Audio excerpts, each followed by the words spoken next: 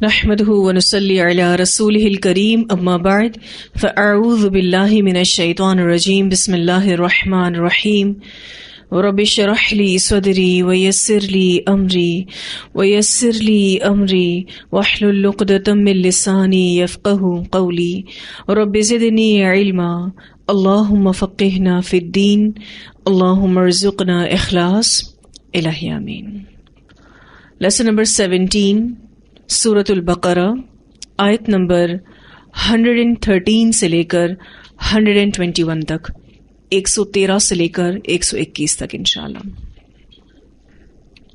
اللہ سبحانہ وتعالیٰ فرماتے ہیں وقالت الیہود، اور کہا یہود نے، لیست النصارى، نہیں ہے عیسائی، علی شیء، اوپر کسی چیز کے، یعنی اوپر راہ راست کے۔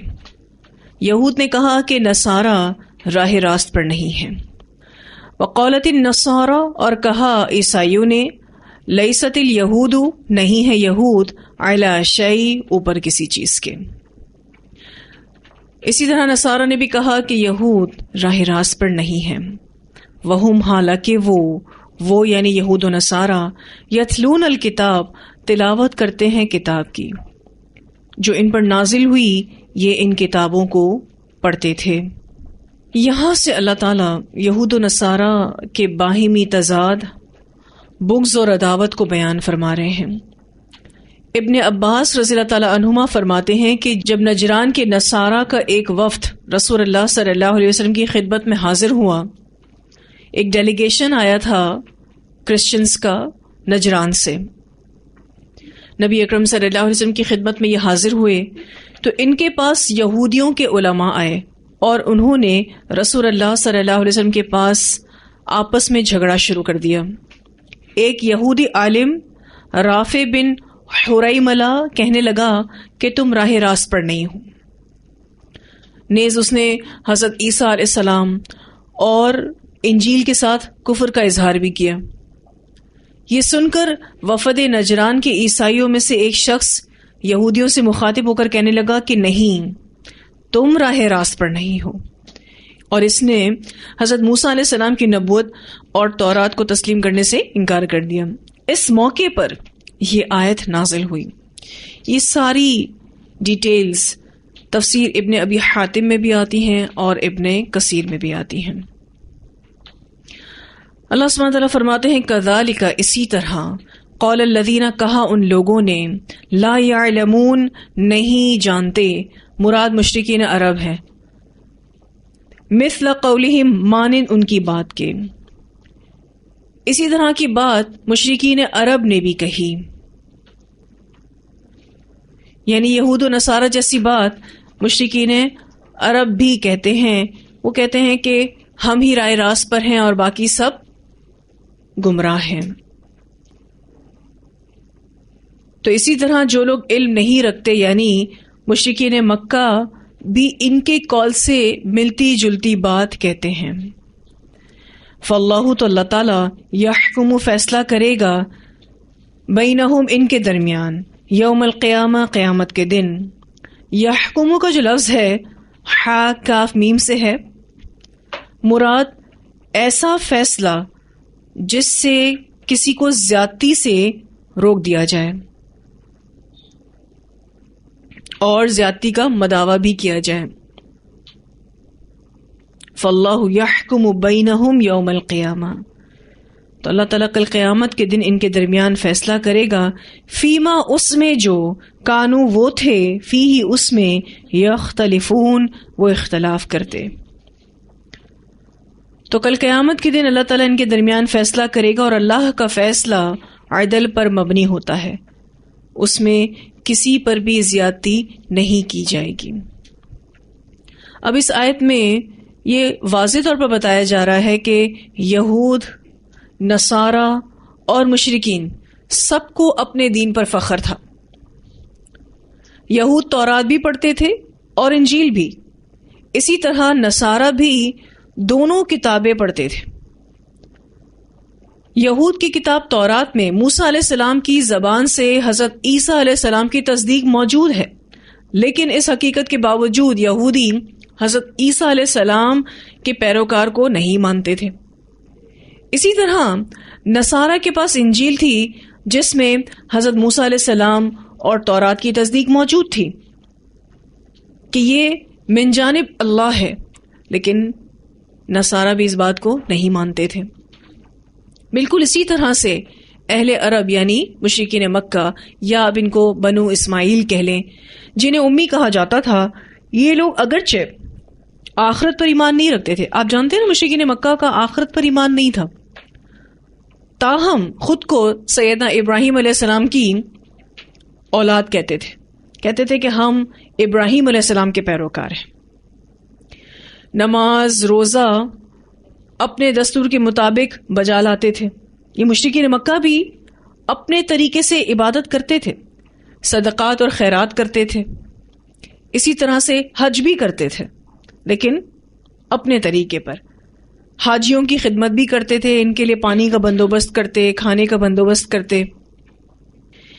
غرض کچھ نیک کام بجا لا کر یہ لوگ اپنے علاوہ دوسروں کو گمراہ اور بے دین سمجھتے تھے. تو خلاصہ کلام یہ ہے کہ یہود، نصارہ، مشرکین سب کو اپنے دین پر فخر تھا. ہر فریق دوسرے مذہب کو غلط اور بے اصل بتاتا تھا اور کہتا تھا میں ٹھیک ہوں، باقی سب غلط ہیں. اللہ سبحانہ تعالیٰ فرماتے ہیں کہ اس کا فیصلہ تو کل قیامت کے دن اللہ تعالیٰ کریں گے کہ دین میں گمراہی کون کون اختیار کیے ہوئے تھا، کون کون سے گمراہ کن کام تم نے دین میں شامل کر رکھے تھے. تو یہاں لوگوں کی نفسیات کا بتایا جا رہا ہے کہ خود کے دین کو صحیح سمجھنا اور خود کو اہم کہنا اور یہ کہنا کہ کہیں اور حق نہیں، ہم ہی ٹھیک ہیں، باقی سب غلط ہیں. اور ہر ایک نے اپنے حق پر ہونے کی خود ساختہ دلیل بنا رکھی تھی. اس کی کیا وجہ ہے؟ کیوں ہر کوئی اپنے آپ کو صحیح سمجھتا ہے؟ اس کی وجہ یہ ہے کہ انسان جس ماحول میں پیدا ہوتا ہے، جس ماحول میں وہ بڑا ہوتا ہے، یوں کہہ سکتے ہیں کہ وہ اپنے ماحول میں تصویر کا ایک رخ دیکھتا ہے اور اس کو یہ محسوس ہوتا ہے کہ جو میں دیکھ رہا ہوں یہی سچ ہے، یہی حق ہے، اور وہ اپنے خول میں بند ہو جاتا ہے. اس کی نگاہ پھر کہیں اور نہیں جاتی.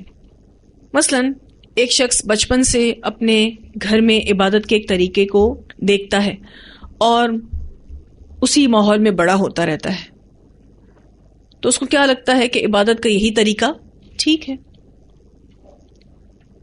پھر یہ چیز اتنی پختہ ہو جاتی ہے کہ وہ باقاعدہ ایک خول میں بند ہو جاتا ہے اور اس کی نگاہ کہیں اور نہیں جاتی، اس کے اندر وسعت نہیں رہتی، اس کا دماغ بلاک ہو جاتا ہے، اس کو خیر صرف اپنوں میں نظر آتی ہے. اسی لیے وہ کہتا ہے کہ میں ہی ٹھیک ہوں، باقی سب غلط ہیں.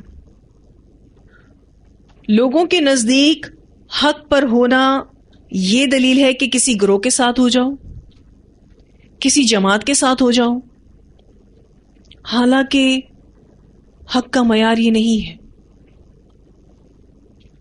بالکل اسی طرح سے یہود نے انبیاء اور بزرگوں کے ساتھ وابستگی کو حق کا معیار بنا لیا. اسی وجہ سے وہ اپنی قوم کو حق پر اور باقی سب کو گمراہ سمجھتے تھے. نصارہ بھی یہی سوچتے تھے کہ اللہ تعالیٰ نے اپنا اکلوتا بیٹا ہمارے پاس بھیجا ہے، یعنی حضرت عیسیٰ. حضرت عیسیٰ کو اللہ کا بیٹا کہتے تھے اور کہتے تھے اللہ نے اپنا اکلوتا بیٹا ہمارے پاس بھیجا ہے تو ہم ہی حق پر ہیں اور ہم ہی صحیح ہیں. ہم مسلمانوں میں بھی اس قسم کے عقائد پائے جاتے ہیں. ہمارے یہاں بھی آپ دیکھیے تو مختلف قسم کے فرقے اور گروہ بن گئے اور ہر شخص اپنے گروہ سے وابستگی کو حق پر ہونے کی دلیل سمجھتا ہے. وہ کہتا ہے کہ میں فلاں مسلک سے تعلق رکھتا ہوں، میرا مسلک ٹھیک ہے اور حق پر ہے، اور اپنے علاوہ دوسروں کو وہ گمراہ قرار دیتا ہے یا سمجھتا ہے. اس معاملے میں اتنی شدت آ گئی ہے مسلمانوں کے اندر کہ کوئی کلمہ پڑھتا ہو، سننا نماز پڑھتا ہو، لیکن اگر اس کا تعلق کسی بزرگ سے، کسی ہستی سے اور کسی شخصیت سے نہیں ہے تو اس کو گمراہ کہہ دیا جاتا ہے۔ بعض اوقات کوئی شخص اپنے ساتھ کسی مسلک کا نام نہ لگائے تو اس کو بھی گمراہ کہہ دیا جاتا ہے۔ تو حق کا معیار کیا ہے ہمارے نزدیک؟ کیا کسی گروہ میں شامل ہونا حق کا معیار ہے، حق کا کرائٹیریا ہے؟ کیا شخصیت پرستی کرنا، اپنے علماء اور اپنے پیروں کے ساتھ بیعت کرنا، یہ حق کا معیار ہے؟ حق کا معیار یہ نہیں ہے۔ حق کا معیار دو چیزیں ہیں، قرآن جو کتاب اللہ ہے، اور دوسرا سنت رسول اللہ صلی اللہ علیہ وسلم کی۔ بعض اوقات لوگ کسی بزرگ کے ہاتھ پر بیعت کرتے ہیں، اور جو لوگ بیعت کرتے ہیں وہ ان کے بھائی، وہ ایک دوسرے سے محبت کریں، اس کے علاوہ جو لوگ ہوں اس کو حقیر سمجھیں، ان کی کوئی عزت نہ کریں۔ یہ کس طرح سے انسانیت والی بات ہے؟ بلکہ یہ تو اخلاقی گراوٹ ہے۔ کیا ساری نیکی، ساری خیر، سارا تقوی انہی پر جمع ہو گیا؟ ایکچولی ہوتا یہ ہے کہ بسا اوقات جہاں لوگ مل کر رہتے ہیں یا مل کر کام کرتے ہیں نا، تو وہاں محبت اور ہم آہنگی پیدا ہو جاتی ہے، لیکن اپنوں سے محبتوں کا تقاضا یہ نہیں ہے کہ ہم دوسروں کو یہ کہیں جو یہود نصارہ سے کہتے تھے اور نصارہ یہود سے کہتے تھے۔ یہود کہتے تھے لیست النصارى علی شیء، اور نصارہ کہتے تھے لیست الیہود علی شیء، اور اسی طرح کی بات مشرکین مکہ بھی کرتے تھے۔ تو اپنوں سے محبت کا تقاضا یہ نہیں ہے کہ ہم دوسروں کو ویسی ہی بات کہیں جیسی بات یہود و نصارہ نے ایک دوسرے سے کہی۔ اپنے ہم خیال لوگوں کی محبت برائی تب بنتی ہے جب آپ اپنے سے ڈس ایگری کرنے والوں سے نفرت کرنا شروع کر دیں۔ یہ پسندیدہ نہیں ہے۔ مثلاً کوئی آپ کی طرح ہی سوچتا ہے، آپ کا ہم خیال ہے، آپ اس سے محبت بھی کرتے ہیں، ٹھیک ہے، اچھی بات ہے۔ یہ برائی تب بنتی ہے جب آپ اپنے سے ڈس ایگری کرنے والوں سے نفرت کریں۔ جو آپ سے اختلاف کرے آپ اس سے نفرت کرنا شروع کر دیں۔ اور عموماً گروہ بندیوں میں ایسا ہی تعصب شروع ہوتا ہے، اور اس کو آپ محسوس بھی کرتے ہیں اپنے آس پاس۔ لوگ سمٹ کر رہ جاتے ہیں، الگ ہو کر رہ جاتے ہیں، اور سکڑ کر رہ جاتے ہیں، ایک دوسرے سے ملنا چھوڑ دیتے ہیں، بہترین اخلاق کا اظہار کرنا چھوڑ دیتے ہیں۔ جب کوئی ان گروہ بندیوں میں پڑے گا، اس تعصب میں پڑے گا، تو لازماً دوسروں کی اس کی نظر میں کوئی اہمیت نہیں ہوگی، نہ ہی وہ اپنے علاوہ کسی اور کی یا اپنے گروہ والوں کے علاوہ کسی اور کی قدر کرے گا، نہ اپنے دل میں عزت اور محبت رکھے گا۔ یہ چیز آپ کو پتہ ہے انسان کو بھی نقصان دیتی ہے اور جماعتوں کو بھی نقصان دیتی ہے۔ یہ چیز اچھی نہیں ہے، اس سے نفرتیں عام ہوتی ہیں، محبتوں کے گلے کٹتے ہیں۔ اگر ہم علم حاصل کریں، قرآن پڑھیں، دلائل کے ساتھ سب باتوں کو لیں، تو انشاءاللہ حق واضح ہوگا۔ اللہ تعالیٰ ضرور بضرور حق کو واضح کرے گا۔ لوگ اگر دین کو دلیل کے ساتھ لینا شروع کر دیں اور جو دین بتا رہا ہے اس کو بھی چیک کریں، تو خود بخود اصلاح ہونا شروع ہو جائے گی۔ آج سب سے پہلا سوال دینی اداروں میں پڑھنے والوں سے جو کیا جاتا ہے وہ یہ کہ آپ کون سے مسلک سے ہیں۔ اگر آپ ان کو یہ جواب دیں کہ الحمدللہ ہم قرآن و سنت سے تعلق رکھتے ہیں، تو آپ کا یہ جواب لوگوں کو تسلی نہیں دے گا. وہ کہیں گے کوئی تو نام ہوگا، اور اگر آپ اپنے ساتھ کسی نام کو نہ لگائیں تو انہوں نے آپ کو کچھ نام دے دینا ہے،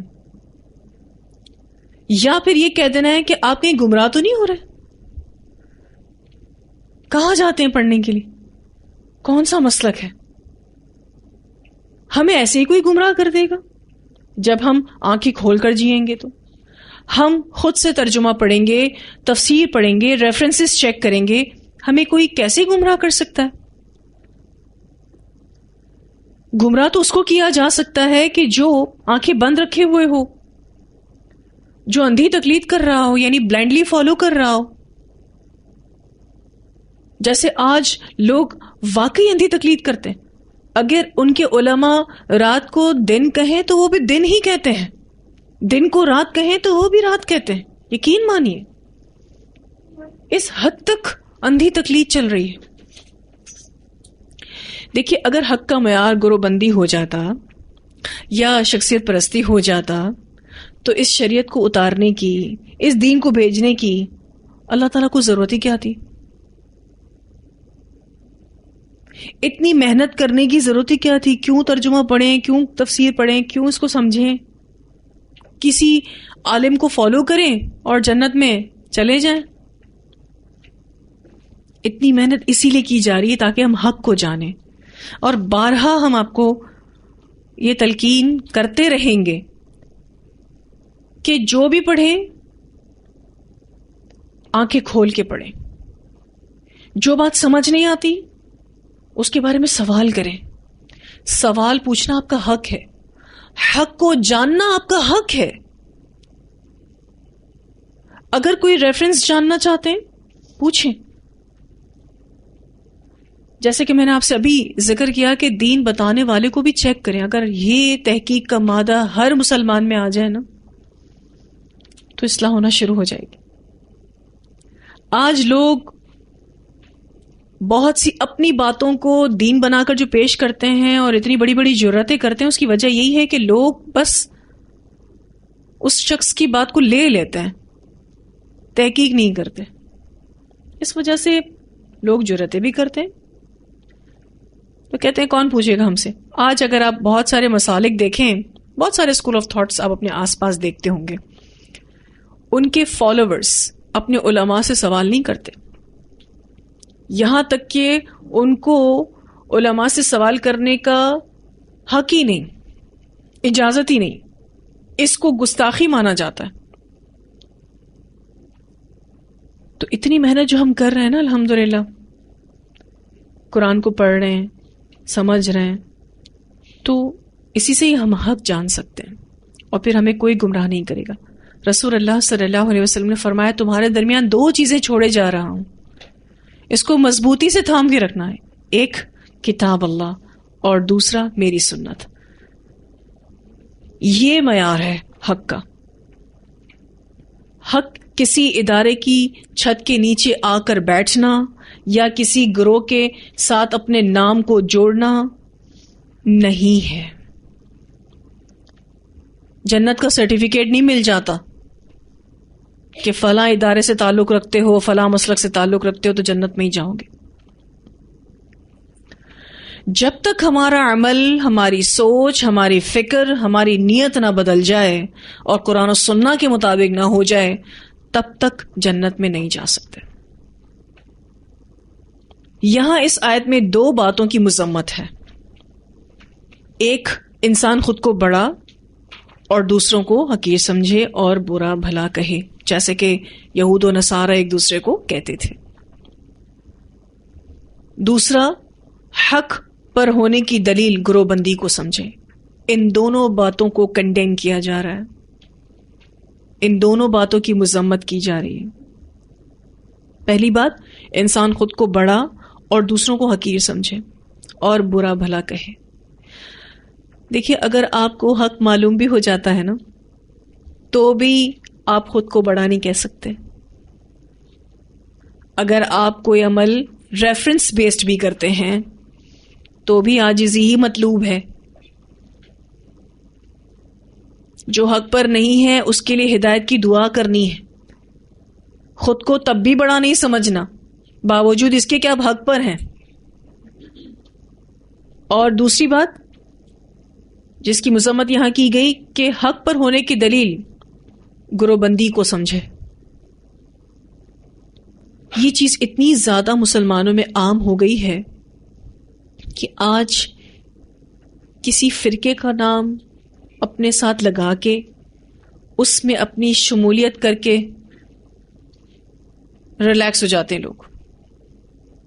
عمل کی خیر ہے، عمل نہیں بھی ہوگا تو بھی جنت مل جائے گی. اب کیوں؟ ہم فلاں مسلک سے تعلق رکھتے ہیں. اللہ سبحانہ تعالیٰ نے اس چیز سے منع فرمایا. ہمیں کوشش بھی کرنی ہے اور ساتھ ساتھ دعا بھی کرنی ہے کہ اللہ ہمیں ایسے مذہبی تعصب اور گروہ بندیوں سے بچائے. اور ایک اور چیز جس کی ہمیں کوشش کرنی ہے کہ ہم صرف اور صرف قرآن اور سنہ کو فالو کریں گے، تیسری کسی چیز کو نہیں لیں گے. انشاءاللہ آپ دیکھیں گے کہ آپ کو واقعی صحیح معنوں میں رہنمائی ملے گی. ڈائریکٹ ٹیکسٹ سے جڑنا بہت ضروری ہے. اپنے آپ میں اس قابل ہونے کی ضرورت ہے کہ ہم قرآن کو خود سے سمجھ سکیں، تبھی حق واضح ہوتا ہے. اب آپ دیکھیں کہ الحمدللہ آپ اپنے اس پارے کے سولس پر پہنچ گئے ہیں. ماشاءاللہ کتنے دنوں سے پڑھ رہے ہیں اس کو، ایک ایک لفظ کو دیکھتے ہیں، پھر گھر جاتے ہیں تو بھی ترجمہ یاد کرتے ہیں. تفسیر کلاس میں لینے کے باوجود گھر جا کے تفسیر بھی پڑھتے ہیں. حدیثیں کلاس میں سننے کے باوجود گھر جا کے حدیثوں کو بھی پڑھتے ہیں. کیوں اتنی محنت سے گزروایا جا رہا ہے؟ تاکہ آپ اپنے پیروں پر کھڑے ہو سکیں، تاکہ آپ کو پتا چلے کہ حق کو کیسے تلاش کرنا ہے، تاکہ آپ کو کوئی گمراہ نہ کر سکے، تاکہ آپ ہر سنی سنائی بات کو دین نہ سمجھ بیٹھیں. اور ہر شخص جو اللہ کا نام لے کر بات کر رہا ہو ضروری نہیں کہ وہ سچ بول رہا ہو. اور مومن چونکہ بھولا بھالا ہوتا ہے اس کو اللہ کے نام کے ساتھ ہی دھوکہ دیا جا سکتا ہے. تو اس کورس کا مقصد ہی یہی ہے کہ آپ قرآن کے ٹیکسٹ سے ڈائریکٹ جڑیں، ڈائریکٹ اس کو سمجھیں، جو سمجھ میں نہ آئے اس کو پوچھیں، کہیں کنفیوژن آ رہی ہے اس کو کلیئر کریں. اندھی تقلید کا تو نہ ہم نے کبھی سبق سیکھا ہے اپنے بڑوں سے اور نہ ہم آپ کو سکھائیں گے. پھر اس کے بعد بھی بہت سارے لوگ اختلافات میں پڑے ہوتے ہیں، تو جو حق پر ہیں اللہ تعالیٰ ان کو تسلی دے رہے ہیں. فاللہ یحکم بینہم یوم القیامۃ فیما کانوا فیہ یختلفون. آپ لوگوں کو حق بتائیں گے لیکن پھر بھی لوگ اختلاف کریں گے. آپ کہیں گے دیکھیں اس کی یہ دلیل ہے، اس کا یہ ریفرنس ہے، یہ بالکل آتھینٹک حدیث ہے، پھر بھی لوگ کہیں گے کہ نہیں ہم نہیں مانتے. تو پھر یہ وہ اختلافات ہیں جن کا فیصلہ کل قیامت کے دن اللہ تعالیٰ کرے گا.